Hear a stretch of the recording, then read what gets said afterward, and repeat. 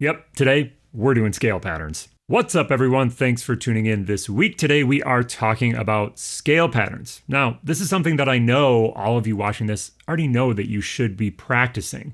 So that begs the question, why are we taking some time to talk about this today? For me, what patterns we choose and how we choose to practice them have a big influence on how we develop our technique. Obviously, technique covers many different elements of our horn.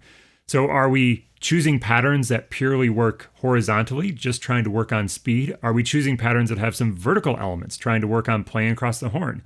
Are we maybe playing some of these patterns slowly to focus on, can I maintain great sound and great air? Or again, am I just playing them fast, just trying to work on that coordination aspect? So we can cover lots of different bases with a relatively few number of exercises if we have some good scale patterns at our disposal. Now, for us as improvisers, we can then hopefully take some of this information and apply it in our solos. This comes from practicing these patterns maybe in some different chords and all that type of stuff. So today we're going to look at 3 of my favorite patterns, and really, in all honesty, the 3 main that I go to with my students and even in my own practice to develop some of these aspects of technique in our playing. The first must-know scale pattern that I like to see people working on is a classic. It's one that lots of people practice. This is scales in thirds. Now, when we do a scales in thirds exercise, we're essentially just playing every other note of the scale. We're playing a set interval, which is a third. That's going to give us every other note. These exercises sound like this.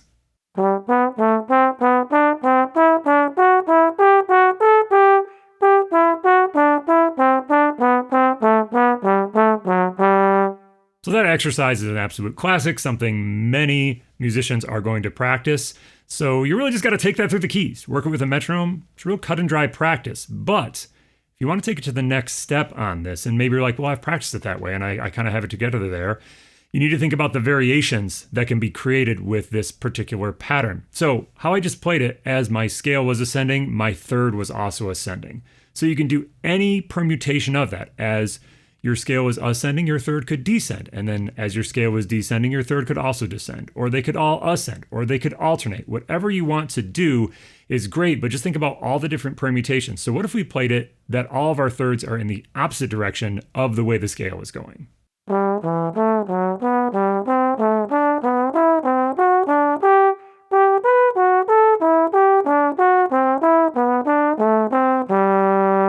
From there, moving this into some other types of scales would be the logical next step, especially for us as improvisers.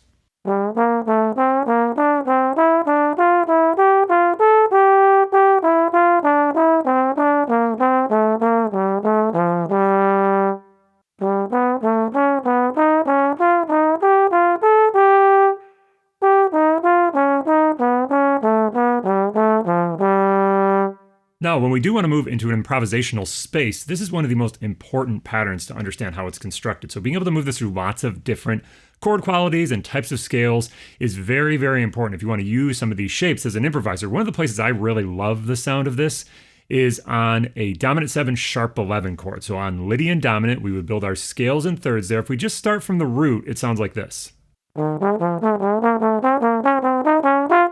I think the reason I like this pattern so much on this particular sound is because this entire scale sort of has like equal amounts of tension on almost all the notes. It's all sort of like slightly crunchy. So it almost doesn't matter where you start or stop this pattern, and it all sort of just works out. So what if we started like way up on the high sharp 11 and just kind of kept going down until we found a resolution point?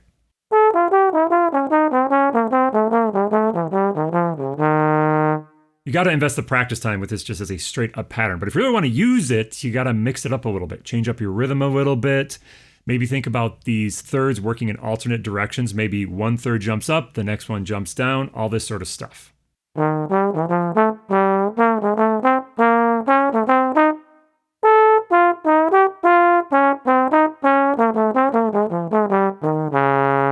Once you have some stuff together with this, you got to start applying it on tunes. You can really do it anywhere. Like I said, I love that sharp 11 sound. But you've got to remember, you're not necessarily just trying to like plug in a pattern just because. It's got to weave in and out of the other elements you're playing. It's probably not going to be the main thrust in your solo. It's just going to be sort of a little alternate type of language that you can go to when maybe you're looking for something that's a little angular, a little vertical.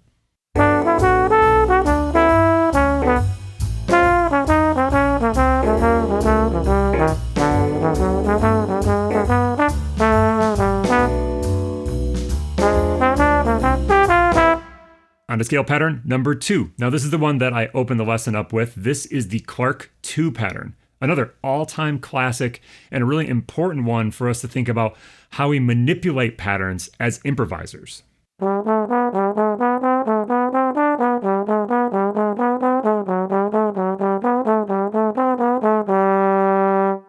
So the way I just played it is straight up how Clarett has it in his famous trumpet etude or exercise book, something that all of us can stand to practice working all 12 keys. It's really great for developing slide technique with all these little chunks of diatonic movement. But what I really love to think about with this is, again, a little way to twist this, because a lot of these patterns are things that lots of people practice. These are pretty well-trod sort of material. I like to think that there are really 2 cells in this particular pattern. We have one that steps up by 3 notes and then jumps down, and then we have one that jumps up a third and then steps down those notes.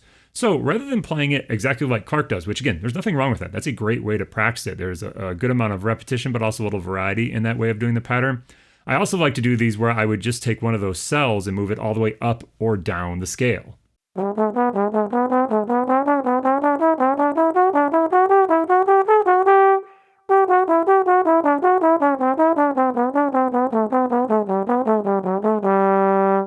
Once again, a little bit of variation is very useful here to really gaining that facility. So you're not just sort of only developing muscle memory, but also a little bit of, mental flexibility about how these little cells work. I can also tell you as an improviser, these are great little melodic chunks. So if you have lots of different ways you can manipulate them, it's just more ways you're going to be able to use this sort of information. So again, when you put this into a tune, it's not like the whole solo is Clarett pattern or something like that. These are just little chunks, little ideas that you can sort of add to your bag that, running them across a little area where we have maybe 2 measures of the same harmony, 4 measures of the same harmony, and then getting away from them as the harmony changes is so effective.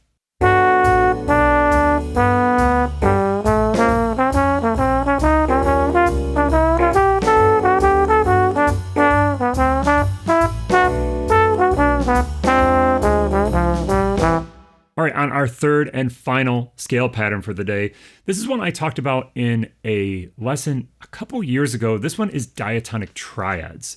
Truly one of the most important exercises you can work on as an improviser is getting a real mastery of how to understand and apply diatonic triads. I'll throw a card up so you can maybe check out that lesson. I'm not going to dig in as deep into the nitty-gritty of this as I did in that lesson because that really has most of the information you would need. Basically what we're doing is we're building a triad off of every note in the scale. We're in the key of G because our examples are in G today. So the first triad we have is a G chord. Then we build a triad off of A. In the key of G, that's an A minor chord. Then we go to the third of G, which is a B. It's a B minor chord, so on and so forth. That's going to give us a pattern that sounds a little bit like this. You could easily take that through all the different keys across all the range, and that would be actually a fair amount of practice. This is really great for working on this kind of verticality in your playing. You have to cover a relatively small amount of range in just a couple steps, but across the whole exercise, you cover a relatively wide range. So they can be quite challenging in some keys, depending on where you are.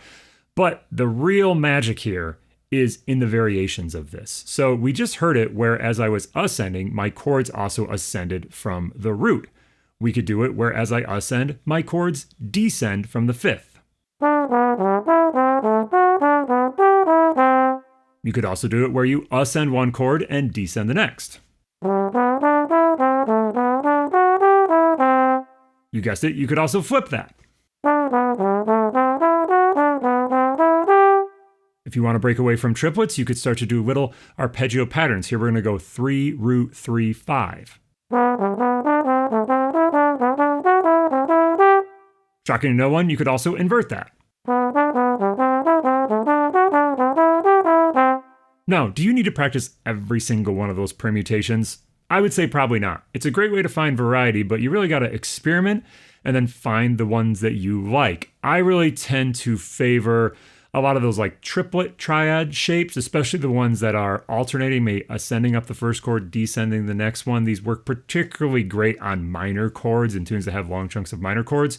But I also really love the one that is the 3, root, 3, 5. You hear Steve Davis play that a ton, and he is one of my favorite trombone players. And so just picking some of that stuff up from him, I think really has influenced my affinity for that particular shape. So just like all this other stuff, You throw it into a tune, you got to find the places where it's going to work really, really well. Again, this is sometimes chords that have longer chunks of the same chord, or at the very least, where you can sort of superimpose the same key center over multiple chunks of chords.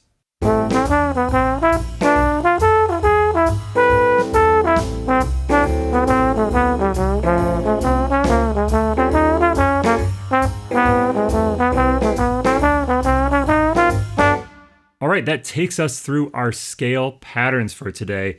Now, I don't know that I really fully addressed getting your technique together here. I really leaned more on the improvisational side of things because, in all honesty, to get your technique together with this stuff, you just have to work it with a metronome. There's no magic bullet to developing good technique. It's the accumulation of lots of little things. Do I have good slide technique? Is my wrist relaxed? Do I have a good grip? Is my air good?